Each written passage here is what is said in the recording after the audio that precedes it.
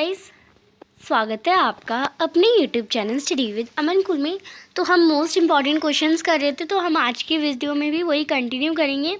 यहाँ पे मैं आपको प्रीवियस क्वेश्चन पेपर के कुछ इंपॉर्टेंट क्वेश्चन जो कि सीबीएसई में आ रखे हैं एंड आपके लिए इम्पॉर्टेंट है बिकॉज सबको क्वेश्चन मिल जाते हैं, बट एक एग्जैक्ट आंसर जो आपको सीबीएसई वाले या एक एग्जामिनर मांगता है, एग्जैक्ट आंसर आपको वही लिखना होता है, वो आज हम इस वीडियो में डिस्कस करेंगे। तो सभी क्वेश्चन इंपॉर्टेंट है एंड अगर आपको क्वेश्चंस आते हैं तो वीडियो जैसे ही मैं क्वेश्चन पढ़ूँ वीडियो को स्टॉप करिए, क्वेश्चन को साथ साथ लिखिए जिससे आपको और अच्छे से तैयारी हो जाए एंड अपना आंसर मैच करिए कि यस मैंने कौन सा पॉइंट नहीं लिखा, अपने जो मैं आंसर आपको लिख बताऊँगी उसके साथ। तो सबसे पहले है जो क्वेश्चन घ का है, बाकी क ख का आप सोचेंगे क ख का कहाँ गए, क्योंकि ये प्रीवियस ईयर क्वेश्चन है। फर्स्ट सेकंड थर्ड जो क्वेश्चन है वो क्वेश्चन जो है वो आपके दूसरे सिलेबस से हैं, दूसरे चैप्टर से हैं और सिलेबस में नहीं है, तो वो क्वेश्चन भी यहाँ पे नहीं दिया गया। अट नहीं रही है कविता में प्रकृति में परिवर्तन के जो दृश्य कवि को मंत्रमुग्ध कर दे रहे हैं, यानी कवि है उसे जो दृश्य उसने देखे उसे वो मंत्रमुग्ध एकदम माया में चला गया। उनका वर्ण अपने शब्दों में आपको बताना है, यानी साफ सीधा इसमें बताया गया कि आपको इस पोएम में जो जो सुंदरता प्रकृति में परिवर्तन वगैरह दिखाया है वो आपको लिखना है। तो आप लिखेंगे यहाँ से, अट नहीं रही कविता में चारों तरफ छाई सुंदरता को देखकर कवि का मन अभिभूत हो गया है। फाल्गुन मास में प्रकृति नव पल्लव पुष्पों से सुशोभित होती है। हरियाली का वातावरण अनुपम हृदय की सृष्टि कर रहा है। कवि इस सौंदर्य से अपनी दृष्टि हटा पाने में असमर्थ है। वह इस सौंदर्य को निरंतर निहारता जा रहा है, क्योंकि फाल्गुन मास में प्रकृति का सौंदर्य अपनी चरम सीमा पर है। चारों तरफ हरियाली का वातावरण है, पेड़ पौधे रंग बिरंगे फूल एवं पल्लवों से लद गए हैं। शीतल मन सुगंधित पवनें सुहावने मौसम की सृष्टि कर रही हैं। तो आप ये लिख सकते हैं। नेक्स्ट क्वेश्चन हम देखते हैं। यहाँ पे नेक्स्ट क्वेश्चन भी सिमिलर है बट आपका आंसर सेम नहीं होगा इसमें। फाल्गुन की सुंदरता में ऐसा अलग और अनोखा क्या है कि कवि की आंखें उससे हट ही नहीं रही। अट नहीं रही कविता के आधार पर लिखिए। तो आप लिखेंगे, अट नहीं रही कविता के कवि निराला जी सहृदय, यानी हृदय के साथ होने के साथ साथ प्रकृति प्रेमी भी है। इस कविता में कवि ने वसंत ऋतु की सुंदरता का बखान किया, यानी उसके बारे में बताया। वसंत ऋतु का जो आगमन है हिंदू के फाल्गुन महीने में होता है। फाल्गुन में प्रकृति में सर्वत्र सुंदरता का व्यापक हो गई है। फाल्गुन का मौसम अत्यंत मनमोहक होता है और आप लिखेंगे आगे, इसलिए कवि जो है वो कहते हैं कि जिधर भी देख रहा है वह हर सब और फाल्गुन की सुंदरता ही दिखाई पड़ रही है। चारों तरफ का दृश्य अत्यंत स्वच्छ तथा हरा भरा है। पेड़ों पर कहीं हरी तो कहीं लाल पत्तियां हैं। फूलों की मंद मंद खुशबू हृदय को मुग्ध कर देती है, इसलिए कवि की आंख फाल्गुन की सुंदरता से हट नहीं रही है। आपने ऐसे लास्ट में एंडिंग में हट नहीं रही है तो ये थोड़ी टोन बनाती है, तो ऐसे एंडिंग करनी होती है तो आपको और अच्छा लगता है आंसर। नेक्स्ट क्वेश्चन जो है आपको वो करना है। यहाँ पे क्वेश्चन फर्स्ट जो क्वेश्चन है वो आपका सिलेबस में नहीं है, मानवे करना की दिव्य चमक चैप्टर से है, ये भी उसी चैप्टर से, तो ये वाला क्वेश्चन भी नहीं करना।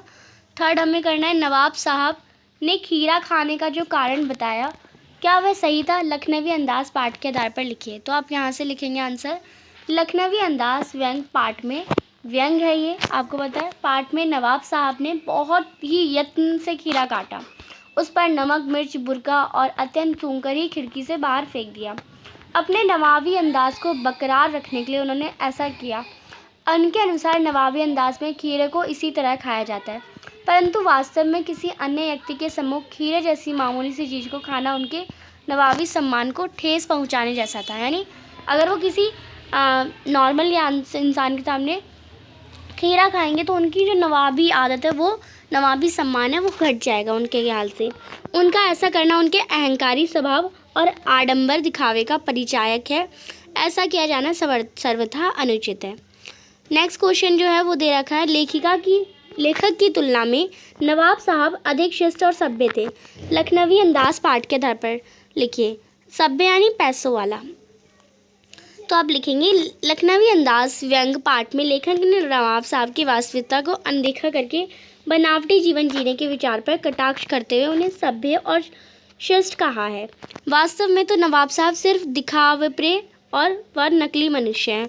उन्हें शिष्ट व सभ्य नहीं कहा जा सकता। आज के समय में ऐसी घटनाएं देखी जा सकती हैं जिसमें लोग आडंबर और दिखावे के लिए किसी भी हद तक चल जाते हैं। इस कहानी में लेखक ने पतनशील सामंती वर्ग पर कटाक्ष किया है। केवल गंध के सहारे पेट नहीं भरा जा सकता। ऐसे लोग अपनी शान को बचाने के लिए केवल दिखावा करते हैं तथा अवास्तविक जीवन जीते हैं।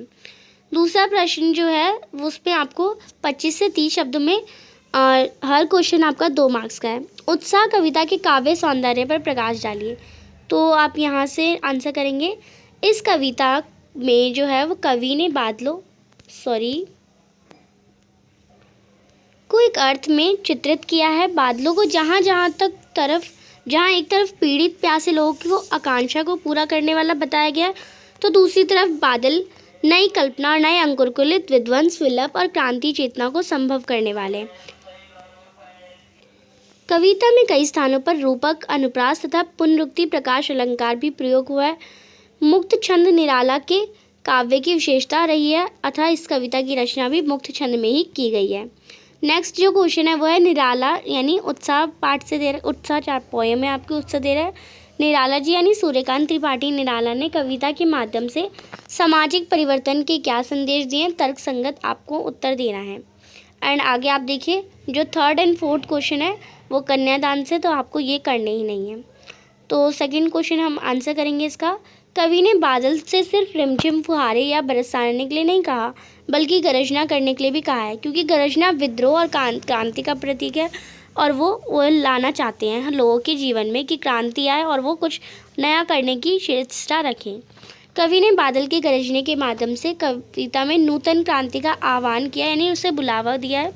कवि बादल के माध्यम से नई कविता रचने वाले कवियों का आह्वान करते हैं कि वह भी बादल के गरज के समान विलप कार्य स्वर में क्रांति चेतना युक्त काव्य पर सृजन करें। यह सामाजिक बदलाव का प्रतीक है। बादलों का गरजना समाज में विद्रोह तथा नए बदलाव की ओर संकेत करता है।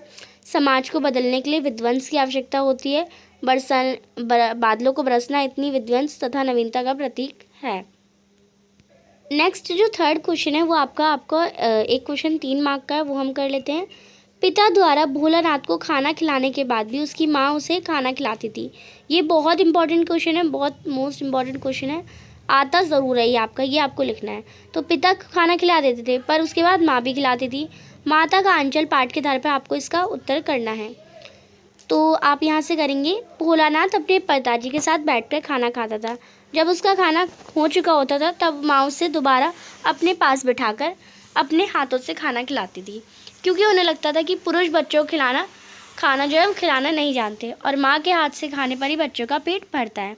माँ को ऐसा लगता था कि भोलानाथ का पेट नहीं भरा है, इसलिए वह अपने हाथ से भोलानाथ को बनावटी चिड़ियों का कोर बनाकर तरह तरह के प्रलोभन देकर खाना खिलाती थी। जब भोलानाथ सारा खाना खा लेता था तब उसकी माँ का मन संतुष्ट होता था। नेक्स्ट दूसरा प्रश्न है, हम सभी नदियों और पर्वतों के ऋणी हैं। कैसे? यानी ऋणी हैं यानी हम उनके कर्जदार हैं। कैसे? साना साना हाथ जोड़ी पाठ के आधार पर आपको बताना है। तो आप लिखेंगे बहुत सी नदियों का स्रोत पर्वतों में स्थित हिमानियों में होता है। प्रकृति ने बर्फ के रूप में जल संचय की व्यवस्था की है। हर साल ये बर्फ गिरती है, फिर धीरे धीरे पिघलकर नदियों के रूप में बहती है। पर्वतों से प्राप्त जल सिंचाई तथा पीने के लिए प्रयोग किया जाता है। इस प्रकार हम कह सकते हैं कि पानी ही हमें पर्वतों से मिल रहा है। इस प्रकार प्रकृति जल जमा करती है। प्रकृति की अद्भुत जल व्यवस्था जीवन का आधार है। उसी जल तथा नदियों से मानव जीवन चलता है, अतः ये नदियाँ मानव के लिए वरदान स्वरूप है और हम सदा इन नदियों के ऋणी रहेंगे। अब तीसरा जो प्रश्न है वो आपका चैप्टर आ ही नहीं रहा, इसलिए हम इसका आंसर भी डिस्कस नहीं करेंगे। यहाँ पे आपकी जो वीडियो है कंप्लीट होती है। कोई भी डाउट हो कमेंट सेक्शन में पूछ सकते हैं। अब नेक्स्ट जो इम्पोर्टेंट क्वेश्चन है हम अपनी नेक्स्ट वीडियो में डिस्कस करेंगे।